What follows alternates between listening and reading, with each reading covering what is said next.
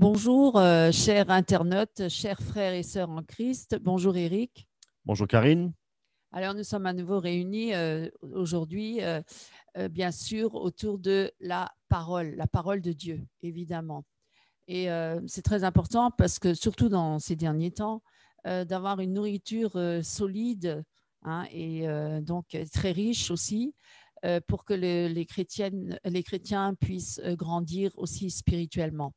C'est vrai qu'on parle beaucoup de Dieu sur les vidéos, sur Internet, les médias, etc. Et beaucoup d'enseignements, beaucoup d'informations, beaucoup de messages. Mais souvent, on néglige certains messages, certains thèmes. On aborde toujours Dieu est amour ou Dieu, tout ce que Dieu, les promesses de Dieu, bien sûr, c'est très important, tout ça. Aussi notre identité en Dieu, notre destinée en Dieu, etc., etc. Et on ne réalise pas toujours qu'on a aussi un combat, on est aussi dans une guerre spirituelle et qu'on a un ennemi et qu'on n'a pas forcément toujours le discernement. Et beaucoup de chrétiens, et malheureusement beaucoup de chrétiens, ne reconnaissent pas derrière certaines circonstances ou situations l'ennemi, hein, et beaucoup même font semblant ou même pensent que presque diraient que le diable n'existe pas.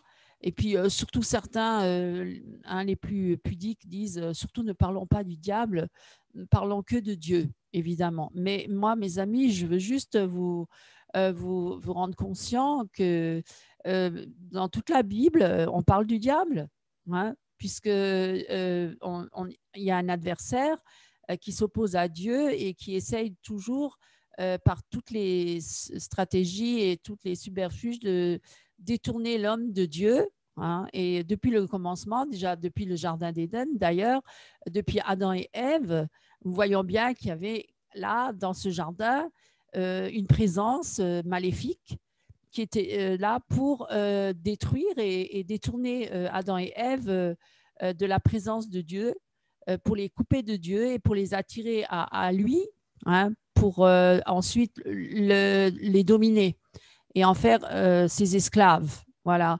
Et finalement, les amener à la mort. Donc, vous voyez, mes amis, on doit devenir conscient que nous avons un ennemi, le diable. Et il est malin, puisqu'il essaye de toujours se déguiser en une apparence de bonté, de bienfaisance, alors que souvent, surtout dans les milieux chrétiens, même dans le monde, hein, je veux dire, les œuvres caritatives, humanitaires et tout ça paraît en apparence très belle, alors que derrière, je peux vous dire qu'il se cache l'ennemi aussi, et on fait des œuvres pour satisfaire les besoins fondamentaux de l'homme au niveau charnel, mais au niveau spirituel, on ne lui offre pas grand-chose. Et même ce qu'on leur offre, c'est souvent pour détourner l'homme de Dieu et pour l'attirer plus vers le diable que vers Dieu. Et dans le milieu chrétien, ben, le diable, il n'est pas non plus endormi, hein. Il agit, hein, il est toujours en action, il est toujours bien présent, même dans les milieux chrétiens, pour détourner les hommes de la vérité, pour amener dans des fausses doctrines, dans des hérésies, dans une fausse connaissance de Dieu, dans une tromperie, dans une séduction, hein, séduction spirituelle, dans une séduction aussi charnelle, hein, de péché, de fornication, d'adultère, toutes sortes de péchés. Et pour ceux qui sont assez résistants à ces péchés-là, eh ben, de les attirer vers des mouvements hérétiques, et aussi de venir à se détourner du Dieu vivant et les amener plutôt vers un faux Dieu et des idoles. Voilà, nous, on a toute une panoplie donc des stratégies de Satan. La liste est longue. Voilà, il y en a tellement, je ne vais pas les citer. C'est pas le but et l'intérêt maintenant de cette vidéo. Si je suis là aujourd'hui avec mon mari, donc c'est avant toute chose pour voilà, éclairer aussi le peuple de Dieu, l'avertir aussi, et surtout qui deviennent conscients que tout n'est pas merveilleux et on n'est pas dans un monde bisounours et puis certainement pas non plus dans un évangile voilà, à l'eau de rose. Il y a énormément de chrétiens qui sont dans la défaite, dans l'échec et sont souvent vaincus plutôt que vainqueurs parce que l'ennemi est là et qu'il les a trompés et les a plus ou moins détruits. Par rapport à cette vidéo précédente que j'avais donc, où j'avais évoqué les chrétiens blessés, c'était justement, alors on est blessé, beaucoup sont blessés, et maintenant là je voudrais vous faire justement part de qui est l'auteur de nos blessures. Parfois c'est nous-mêmes, oui, c'est la chair. Il ne faut pas confondre, évidemment, il y a aussi notre part, mais aussi nous avons un ennemi et qui est vraiment un ennemi qui nous déteste, qui nous hait, qui est un ennemi enragé d'ailleurs, puisqu'il n'en a plus pour très longtemps. C'est lui qui plus ou moins règne sur cette terre. Bien sûr qu'il y a Dieu au-dessus, bien sûr que c'est Dieu qui est toujours souverain et maître, mais il laisse agir par l'ennemi jusqu'à une certaine limite, mais justement, c'est aussi une mise à l'épreuve pour voir aussi où va notre cœur. Et évidemment, sans Jésus-Christ, eh bien, nous sommes perdus. Parce que c'est Jésus-Christ qui est venu parmi les hommes pour détruire les œuvres du diable. Justement, il est venu pour dénoncer et démasquer le diable. Et nous avons, nous les chrétiens, nous avons besoin d'être aussi enseignés et de connaître les ruses du diable. Parce que, faute de connaissance, mon peuple périt.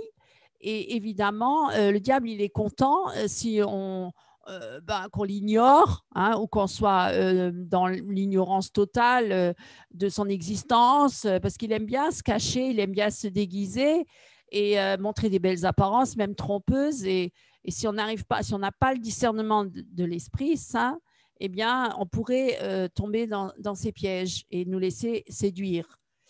Puisque dans toute la Bible, Dieu nous révèle justement les stratégies de l'ennemi et nous avertit aussi des dangers justement de sa séduction et de nous pousser à nous révolter contre Dieu, hein, parce que vous voyez bien que dans toute l'histoire de la Bible, le peuple de Dieu et bien d'autres, de toute façon, toutes les autres nations étaient de toute façon rebelles à Dieu et vouaient des cultes à des faux dieux et des idoles. Évidemment, les démons derrière, Satan qui se cache derrière ces faux dieux et ces idoles, mais aussi les chrétiens, mais avant le peuple juif, hein, le peuple élu de l'ancienne alliance, était toujours, le diable essayait toujours de les détourner du Dieu vivant pour les attirer justement à vouer des cultes à des faux dieux et à des idoles, et en les poussant à pécher et à imiter justement les peuples aux alentours, parce qu'ils regardaient à eux plutôt qu'à Dieu et ils cherchaient toujours à les imiter et souvent étaient dans la désobéissance et dans la révolte. Alors Dieu, quelque part, les laissait aller dans cette révolte, dans ce péché, et finalement, ils devenaient captifs et prisonniers et opprimés et oppressés par ces peuples-là. Et Dieu le permettait, Dieu laissait faire l'ennemi parfois.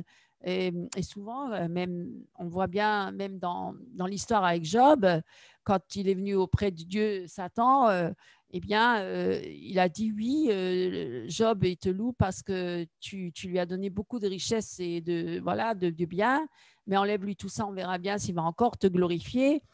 Alors, on voit bien que Satan est toujours en activité et veut toujours montrer à Dieu que nous sommes, comment dire, des pécheurs et l'accusateur, parce que c'est aussi un accusateur et que nous ne méritons pas sa grâce. Voilà, donc je voulais faire une petite introduction et pour dire que finalement, mes amis, l'ennemi est bien là et nous n'ignorons pas ses desseins. Et tu peux peut-être lire dans la parole de Dieu, Eric, pour commencer, dans 2 Corinthiens, chapitre 2, verset 11, où on dit bien que Satan a des machinations et des stratégies bien diaboliques. Afin que, alors je lis 2 Corinthiens, chapitre 2, verset 11. Alors, afin que nous ne soyons pas circonvenus par Satan, car nous n'ignorons pas ses desseins. Voilà. Version Darby. Tout à fait. Et si tu veux bien lire la version Louis II et d'autres versions, peut-être pour mieux comprendre la phrase. Oui. Version Martin. Afin que Satan n'ait pas le dessus sur nous, car nous n'ignorons pas ses machinations. Louis II. Afin de ne pas laisser à Satan l'avantage sur nous, car nous n'ignorons pas ses desseins. Exactement. Nous n'ignorons pas ses desseins. Donc, vous voyez que quelque part, nous ne devons pas être des ignorants, mais nous devons prendre connaissance de notre ennemi. Dieu en parle, Jésus-Christ en parle, les apôtres en parlent. Donc, pourquoi certains chrétiens de nos jours font un peu les pudiques là, ou disent ah non, mais ne parle pas de Satan, parle de Dieu, on veut rien entendre. Et ils font un peu comme la politique de l'autruche, ils mettent la tête dans le sable, hein, en quelque sorte, et ne veulent pas voir que nous sommes en guerre et que nous avons besoin de prendre des armes spirituelles et combattre contre cet ennemi qui est déjà vaincu. Bien sûr, il est déjà vaincu. Mais par contre, si nous lui permettons une emprise sur nous, parce que là, nous sommes quand même des êtres, on va dire, libres, et nous ne sommes pas des robots. Dieu ne règne pas en nous et puis nous réagissons comme des robots. Et Dieu nous conduit et tout ça. Non, nous avons cette liberté tous les jours de choisir de suivre Christ ou de ne pas le suivre, même en tant que chrétien. Et de quelle manière? En priant, en passant beaucoup de temps dans la parole, en méditant la parole, en priant, parce que c'est des armes puissantes, efficaces. Parce que si nous négligeons la prière et même de méditer la parole, eh bien, que nous arrive-t-il, mes amis? Eh bien, de jour en jour, de plus en plus, nous allons parce que le diable est là, il va nous insuffler des pensées, parce que la guerre, elle commence déjà dans nos pensées. Vous voyez, c'est là que ça commence, parce que au départ, c'est pas forcément Dieu est là, mais si nous-mêmes nous n'acceptons pas de nous laisser conduire par le Saint-Esprit, par les pensées de Dieu, eh bien, il y aura d'autres pensées qui vont venir en nous et qui vont nous envahir. Pardon. Et alors, il y a les pensées de la chair, bien sûr. Au départ, peut-être, ça paraît anodin, ça paraît innocent, mais au fur et à mesure, petit à petit, le diable va nous ramener toujours plus dans des pensées qui deviennent de plus en plus ténébreuses, on va dire, puisque lui, il est ténèbres et il est en opposition à Dieu, donc il va nous attirer toujours plus bas, toujours plus profond dans ces ténèbres. Mais au départ, c'est très malin, c'est très subtil, même en se déguisant, et il donne une impression de bien, pardon, qu'il apporte des choses qui sont bonnes et que finalement, ces choses bonnes-là, elles sont empoisonnées et que ça nous fait plus de mal que de bien. Et ce que je voulais dire aussi, c'est que souvent, il attaque donc dans les pensées et il crée des divisions au sein déjà du couple. Hein. La première chose, il attaque le couple. Ça, c'est parce que le couple, à la base, l'homme et la femme ont été créés à l'image de Dieu et ils ont été créés mâle et femelle, mais ils sont un. C'est ça le mystère de Dieu.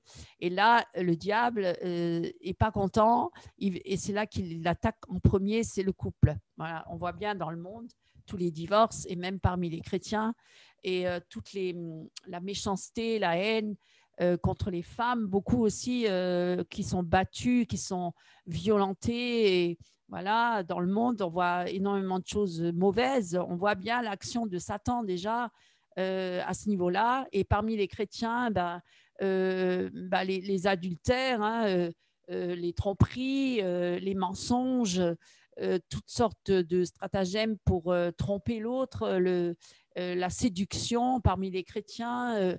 Voilà, on trompe sa femme, on trompe son mari, on se laisse séduire sur Internet ou sur les réseaux sociaux par d'autres femmes et d'autres hommes.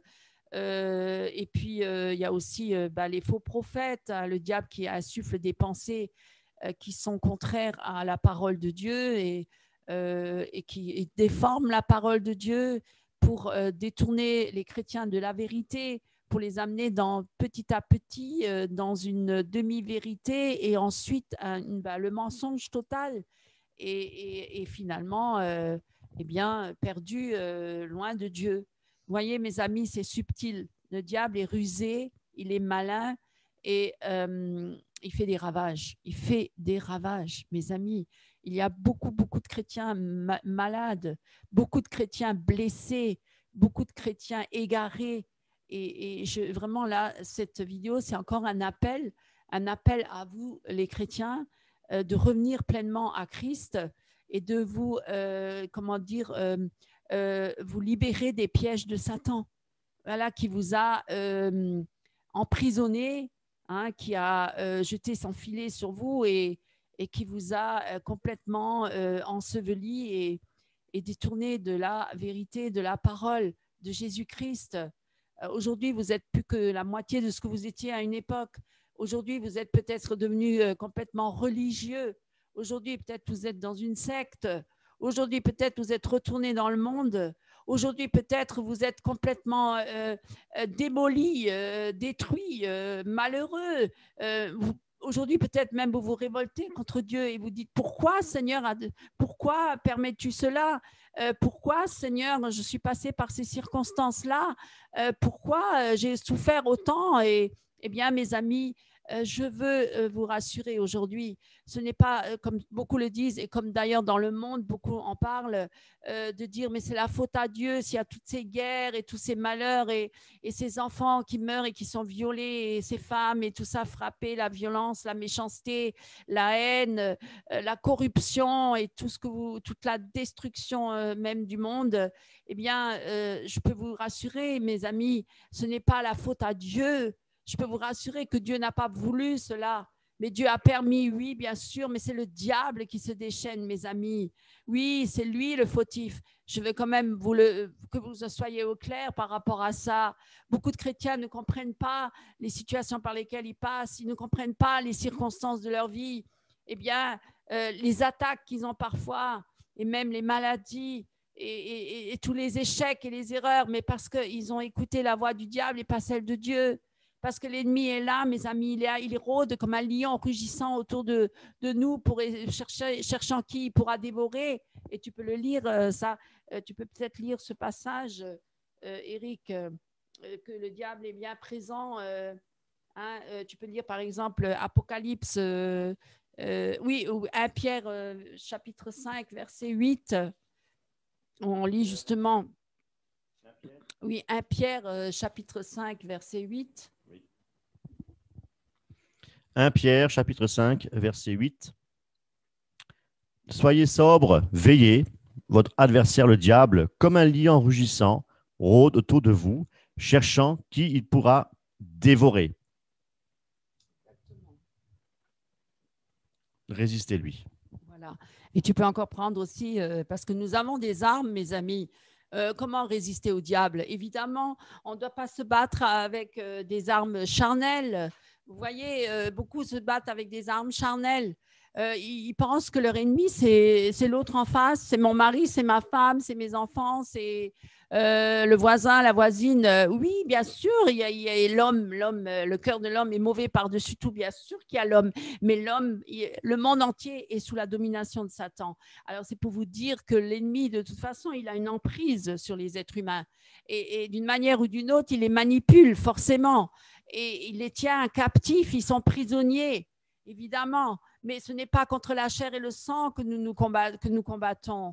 Ce n'est pas, c'est contre les esprits méchants célestes, les dominations, les autorités, les principautés, les puissances des ténèbres. c'est contre ces esprits mauvais là qui sont partout. Oui, mes amis, oui, ils sont partout. D'ailleurs, c'est écrit dans la Bible hein, que le grand dragon, l'ancien dragon, il est tombé sur la terre avec, il est très enragé et toute sa cohorte de démons. Parce qu'à l'époque, mes amis, quand le diable s'est révolté contre Dieu et qu'il voulait être assis au-dessus de Dieu, eh bien Dieu l'a précipité sur la terre. Évidemment, parce que Dieu, on ne peut pas le combattre. Il est tout-puissant. Il est l'Éternel. Il est le Créateur, mes amis. Le diable a été vaincu de toute façon. Alors, vous voyez, ce qui s'est passé, c'est qu'il est tombé sur la terre. Et tu peux peut-être lire ça, Eric, dans Apocalypse, justement. Hein, Apocalypse 12, verset 9, où on lit justement à qui avons-nous affaire, mes amis? À qui avons-nous affaire?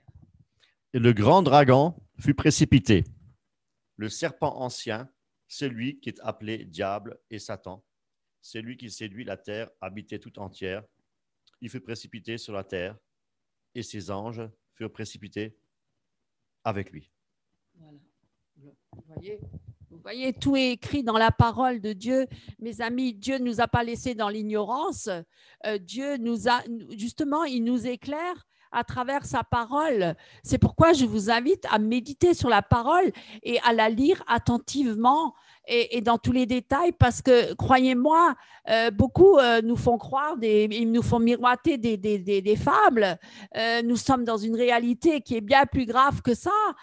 Il y va du salut de nos âmes, il y va aussi du salut de l'Église, de nos enfants, etc. Nous avons un ennemi, il est puissant. Je ne veux pas dire qu'il n'est pas, je ne vais pas maintenant l'élever, pas du tout. Parce que la bonne nouvelle, c'est que Jésus l'a vaincu. Justement, nous ne pouvons pas le vaincre. Nous sommes trop faibles.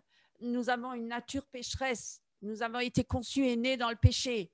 Et Dieu nous montre clairement à travers sa parole qu'il n'y a rien de bon dans le cœur de l'homme. Nous sommes mauvais de nature parce que nous avons hérité du péché originel et de nos parents. Voilà, c'est pourquoi nous devons nous repentir, c'est pourquoi nous devons passer par la nouvelle naissance. Justement, parce que nous avons hérité de cette mauvaise nature pécheresse, cette racine de péché depuis Adam et Ève. Toute l'humanité entière est déchue. Et nous avons tous hérité de ce péché originel. Et nous sommes des pécheurs de nature. Et personne ne peut dire qu'il est juste. Même le plus juste d'entre les justes n'est pas juste. Donc, vous voyez, on ne peut pas se justifier par nous-mêmes. On ne peut pas se rendre juste par nos œuvres, par notre ascétisme, par notre religion, par je ne sais quoi d'autre, à se scarifier ou à se flageller comme les moines dans les monastères ou comme certains qui font de l'ascétisme ou d'autres qui sont végétariens pour se priver. Même ça les rend orgueilleux, ça ne les rend pas humbles. Et toutes sortes de chemins, soi-disant, qui mèneraient à Dieu, mais qui ne mènent pas à Dieu. Il n'y a pas de chemin qui mène à Dieu en dehors de Jésus-Christ. Tous les autres chemins, ils mènent à Satan, mes amis. Il faut devenir très conscient de cela. Hein? Mais les gens sont outrés quand on leur parle comme ça. Pourquoi vous croyez que Jésus et les apôtres ont été persécutés? Parce que justement, ils disaient la vérité. Ils révélaient à l'homme qu'il était perdu et qu'il est pécheur de nature et que son cœur est mauvais. Parce que beaucoup ne veulent pas reconnaître qu'ils sont mauvais. Beaucoup veulent dire, mais non, j'ai fait le bien autour de moi. Mais ça, c'est une tromperie, mes amis. Vous savez très bien que vous péchez tous les jours. Vous savez très bien que vous péchez en parole, en acte ou en pensée, justement en pensée. Qui n'a pas eu de mauvaise pensée dans sa vie contre son prochain? Personne. On est tous des menteurs. Qui c'est qui n'a pas menti? Vous voyez, on est déjà perdu. On a besoin d'un sauveur. On a besoin de Jésus-Christ. Parce que Jésus-Christ n'a commis aucun péché, ni en pensée, ni en parole, ni en acte. Et c'est pour ça qu'il a pu nous sauver parfaitement. Parce que son œuvre a été parfaite. Il a accompli l'œuvre que nous ne pouvions pas accomplir. Vous voyez, on ne peut rien faire de plus. On ne peut que s'en remettre au Seigneur et se laisser diriger et conduire par lui, par le Saint-Esprit, justement pour qu'il nous révèle déjà qu'on a un ennemi, mais qu'il est vaincu. Et que les pensées qui nous assaillent, d'où viennent ces pensées? Eh bien, Seigneur, est-ce toi qui me parles? Est-ce moi-même ou est-ce l'ennemi? Vous devez avoir le discernement. Vous devez comprendre qu'il y a des pensées qui nous assaillent, qui ne viennent pas de Dieu et que nous devons faire le tri. Nous devons vraiment rejeter. les pensées qui ne sont pas de Dieu, parce que ça peut nous entraîner justement vers la mort, vers la destruction, pour accomplir les œuvres de la chair, les œuvres des ténèbres, le péché. Et c'est ce que le diable, il veut. Le diable, il veut qu'on pêche. Le diable, il nous déteste, il nous hait. Il déteste la créature de Dieu. Il veut emmener l'humanité entière dans la déchéance avec lui, parce que lui, il sait qu'il est perdu pour toujours, les temps de feu lui est réservé. Mais nous, mes amis, les temps de feu n'étaient pas conçus pour nous.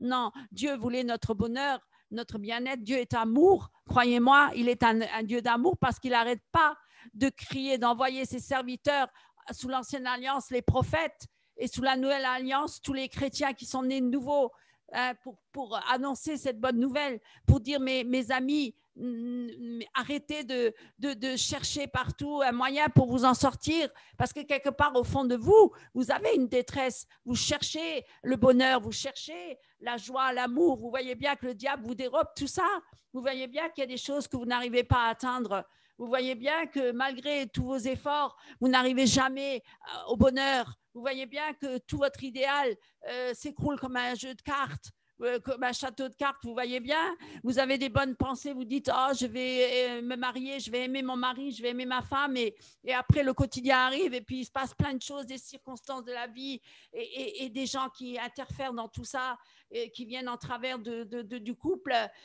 beaucoup de situations, des circonstances, le travail, l'argent, et tout ça, il manque d'argent, et puis c'est le problème, les disputes, les querelles, vous voyez, le diable, il a bonne figure, vous voyez, il vient, il détruit tout. Et alors, vous êtes là, désespéré, mais je voulais le bonheur, je l'ai pas réussi. Pourquoi?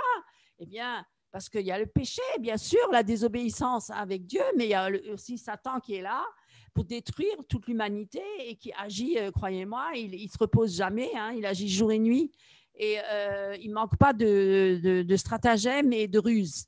Il est tellement rusé, il est tellement pervers que nous, on ne réalise pas. Et beaucoup de chrétiens, justement, sont tellement, comment dire, fleurs bleues, on va aller dire, parce qu'ils ne veulent pas savoir. Non, non, moi, ça me suffit, je parle que de Jésus, je parle de Jésus, Jésus. Oui, mais alors, ces gens-là, ils ne sont pas dans le combat? Non, ils sont dans l'église, oui, ils sont bien au chaud, ils sont bien dans le confort, mais ils ne réalisent pas qu'ils sont devenus religieux, ils ne réalisent pas que ce n'est pas du tout ça, l'évangile.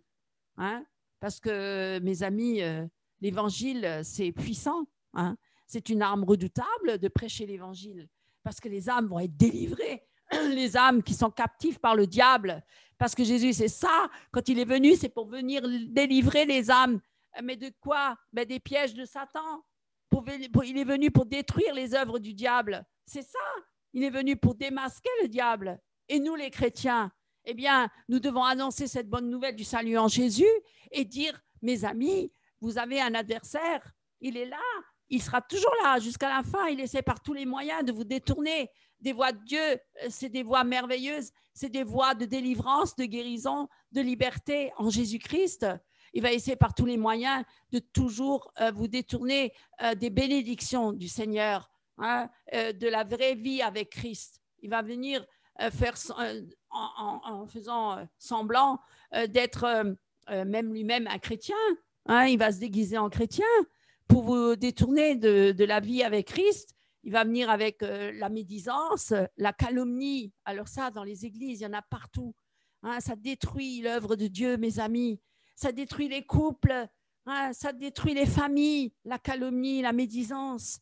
On dit du mal sur les uns et les autres. Le diable, il insuffle des pensées mauvaises contre l'autre, alors que ce n'était pas du tout ça au départ. Et puis, on vient avec des jalousies, hein, avec des mauvaises intentions. Hein, on vient avec la rivalité. Eh bien, tout ça, on le lit dans la parole. Les œuvres de la chair. Faites donc mourir les œuvres de la chair qui sont inimitié contre Dieu, l'esprit. Hein, on ne peut pas marcher donc par l'esprit, non par la vue. N'accomplissez pas les œuvres de la chair. Hein, la division, les querelles, les méchancetés, hein, l'alcoolisme, la pudicité, l'impureté, toutes sortes de péchés. Hein, voilà, donc mes amis, ce que je peux vous dire, c'est que le diable est enragé. Et vous pouvez encore voir aussi, si tu veux bien lire, Eric, que le diable est bien là, présent sur la terre, dans Apocalypse chapitre 12, verset 12, il est bien présent. Alors, Apocalypse 12, verset 12. C'est pourquoi, réjouissez-vous, cieux, et vous qui habitez. Malheur à la terre et à la mer, car le diable est descendu vers vous, étant en grande fureur, sachant qu'il a peu de temps.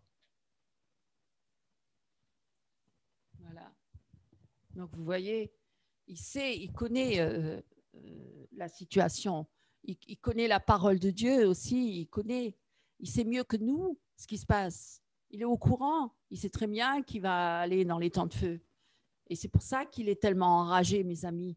Parce que pour lui, c'est pas comme certains qui ont dit oh, le diable, il peut se repentir aussi. Non, mes amis, non, non, non. Le diable peut pas se repentir. C'est pas écrit dans la parole de Dieu. Lisez la parole et ne détournez pas la parole. Comment dire, ne rajoutez rien, ne retranchez rien.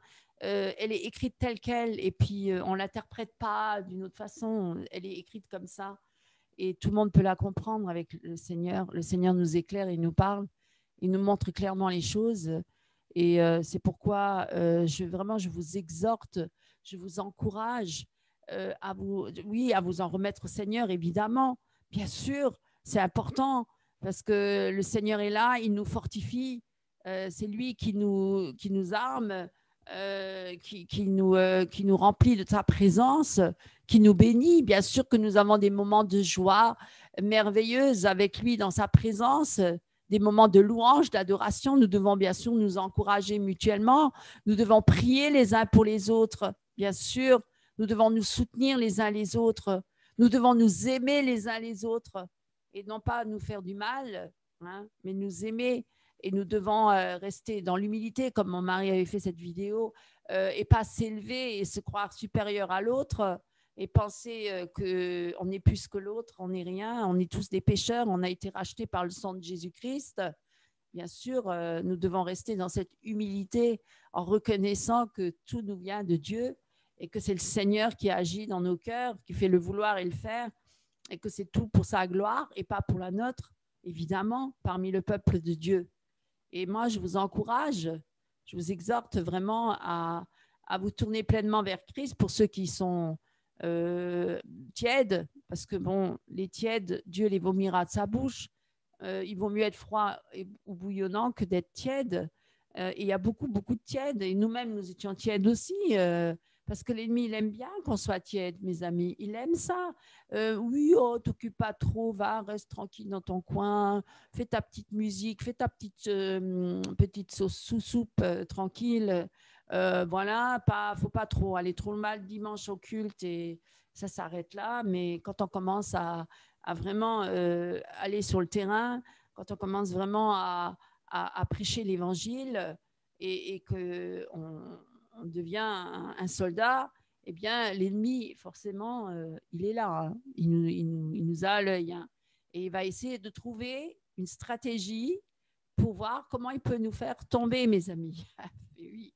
Alors, un couple, c'est très dangereux parce que si un couple il est spirituel, c'est pire parce qu'il va essayer de semer la pagaille entre le couple, des fois par les amis, entre guillemets, amis, ils ne sont pas des vrais amis, hein, ou par des chrétiens même, ou par la famille, les parents, les enfants, ramener des choses, des pensées, des situations pour nous refaire des reproches mutuellement en se disant ah, mais c'est ta faute. Vous savez comment ça se passe dans les couples. Hein.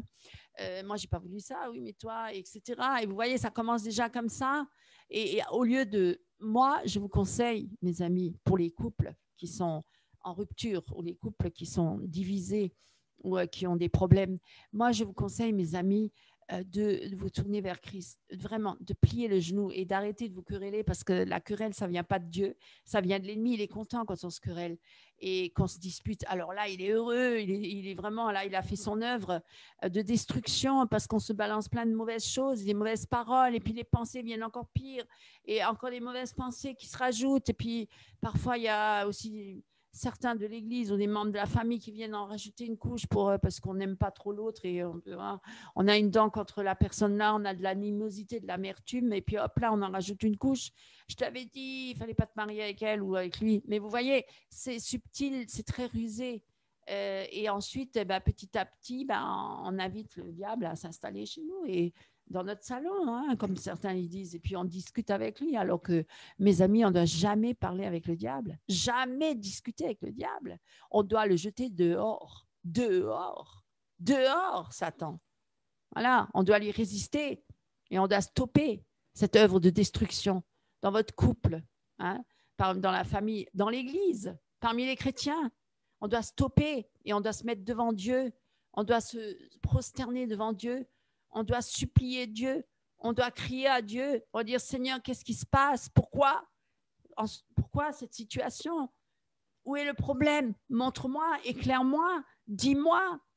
Qu'est-ce que j'ai fait de faux? Je vais me repentir si j'ai mal agi ou j'ai dit des paroles blessantes. Eh bien, je dois demander pardon ou je dois pardonner à une personne. Je ne dois pas laisser une occasion au diable pour entrer et semer la pagaille et faire encore plus de dégâts. Je dois stopper ça tout de suite. Je dois dire, Seigneur, pourquoi ces mauvaises pensées contre ma femme, mon mari, mes enfants, les chrétiens? Seigneur, je devrais prier, je devrais me mettre à genoux, je devrais implorer ta grâce, je devrais venir à toi et te déposer tout au pied de ta croix, tous mes fardeaux, mes soucis, mes inquiétudes, et je ne vais pas me décharger sur mon mari ou mon épouse, je ne vais pas lui infliger tous mes soucis, mes inquiétudes et toutes les mauvaises pensées que j'ai, je lui jette ça comme un tas de fumier sur elle et elle est complètement écroulée là-dessous et voilà, et moi je suis débarrassée. Combien il y en a qui font ça? Combien de maris rentrent à la maison après le travail et déchargent tout sur leur femme? Et ensuite, eux, ils sont libérés, dégagés. Et la femme, elle est là, elle doit se débattre avec tout ça. Vous savez, c'est pas facile. C'est pas facile d'être un couple. C'est pas facile. On doit faire des concessions. Alors, il y en a qui sont plus égoïstes que d'autres. Alors, il y en a qui sont plus forts que d'autres. Eh bien, il y en a toujours un dominé, un dominant. Vous voyez, ça, c'est la chair. C'est la chair. Il y a des moments de faiblesse. Alors, au lieu d'être là pour soutenir l'autre, on le détruit. On lui marche encore dessus.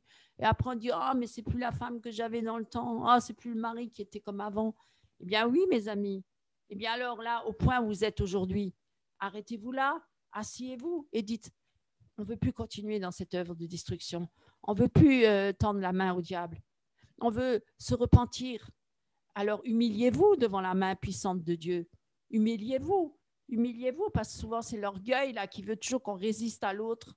On résiste à son épouse, à sa femme. Mais non, mais moi, je suis plus que toi. Moi, je suis un grand, je ne sais pas quoi. Mais bref, je suis plus que toi. Mais Seigneur, tu nous as sauvés tous les deux, c'est une grâce. Et alors, il y a un qui a plus de mérite que l'autre? Non, mes amis. Et le diable est content quand il a semé la zizanie dans le couple et dans les familles. Hein. J'extrapole, je peux aller plus loin.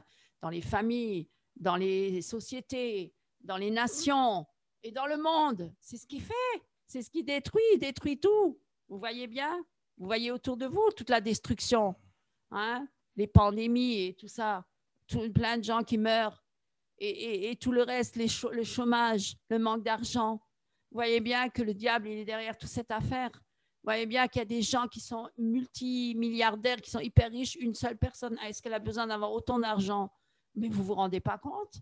Mais ces personnes-là, elles ont tellement de désirs, comment dire, de folie, des désirs, c'est presque incestueux. Je veux dire, c'est des désirs mauvais. Ils veulent tellement s'enrichir, ils n'en ont jamais assez. Et ils en veulent toujours plus. Pas une maison, deux maisons, trois maisons, quatre maisons, des villas, des domaines, 50 avions, 50 voitures. Vous ne vous rendez pas compte?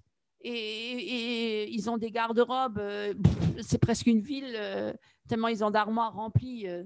Vous ne voyez pas qu'il y a de la folie derrière tout ça? Vous ne voyez pas que les gens s'en foutent? Vous ne voyez pas que le monde est fou? Est-ce que vous ne réalisez pas?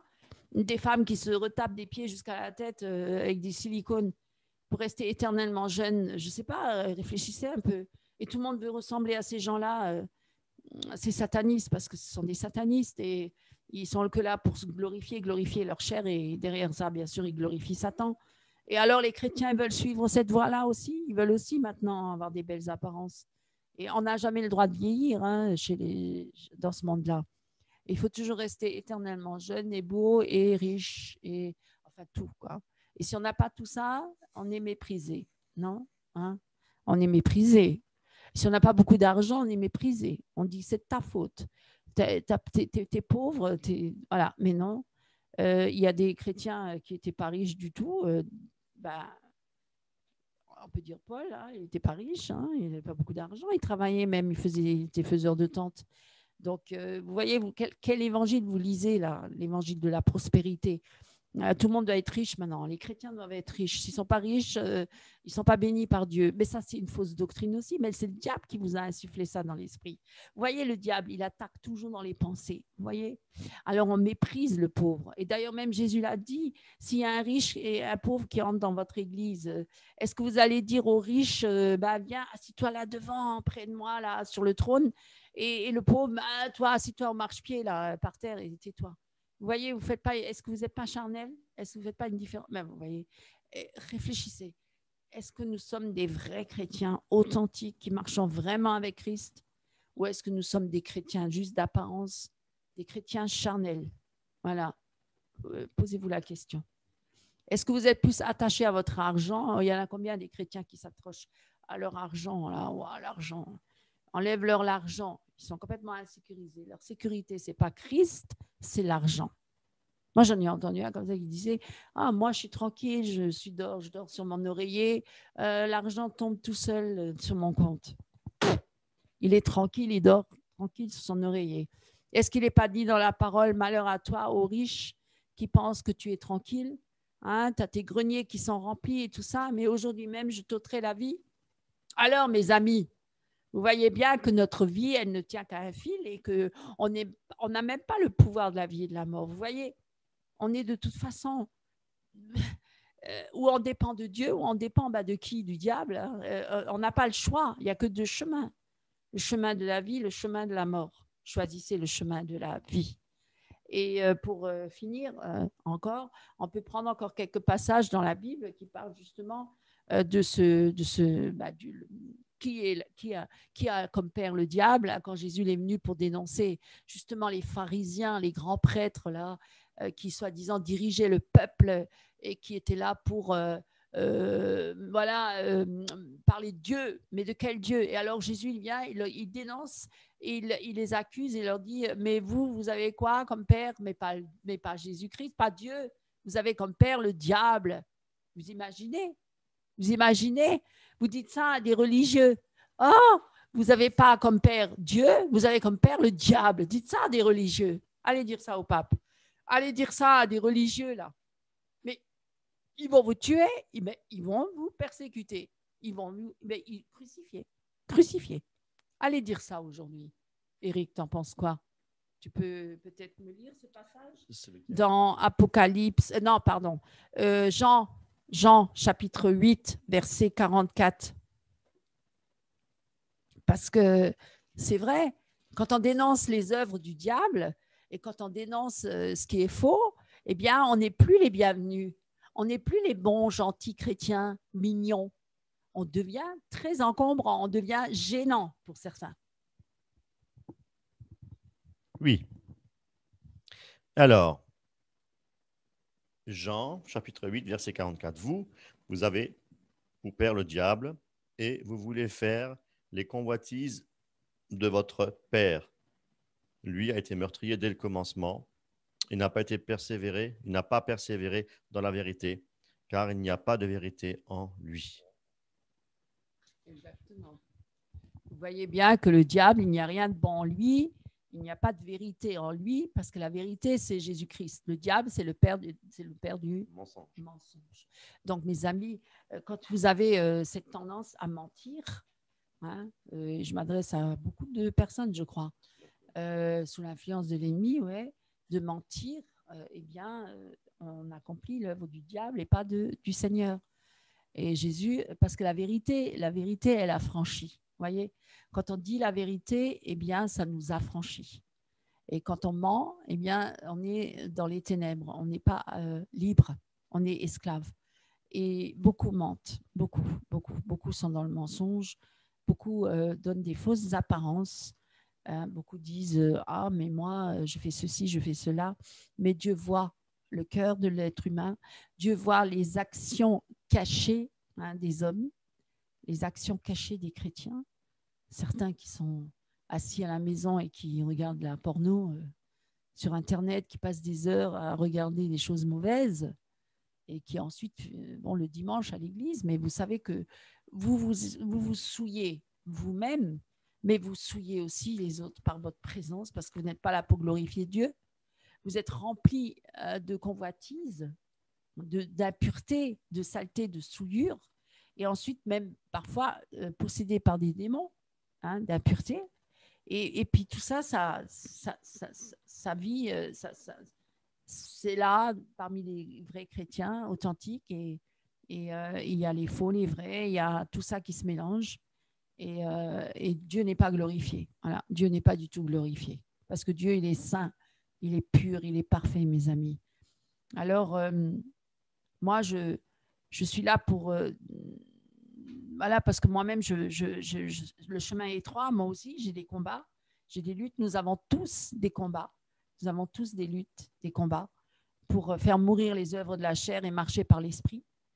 Et dans ces derniers temps qui sont tellement difficiles, où le péché est tellement grand, et la corruption est grande, l'impureté, la perversion est grande, le mal est grand, est très grand.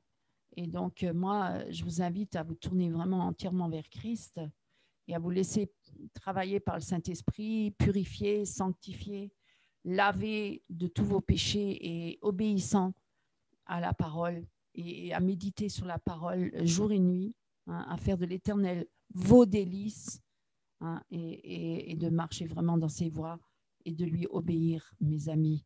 Voilà, je voulais finir là. Merci Eric d'avoir bien écouté et puis que le Seigneur vous bénisse. Au revoir.